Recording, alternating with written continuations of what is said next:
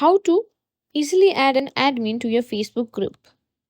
First things first, open your Facebook page, or you can also open the Facebook app. Now tap on the group section by tapping on three horizontal bars. Tap on a group that you manage. Now once you're inside your group, you need to go to the group settings, tap on three dots.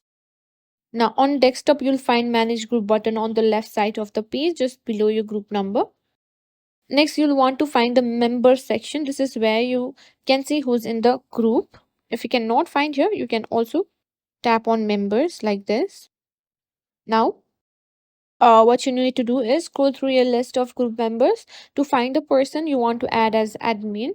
Once you've found them, you'll see the three dots next to them, or simply tap on invite as admin. As you can see, they are already admin, so here you can see remove as admin, but here instead of remove an admin, you'll find add as admin.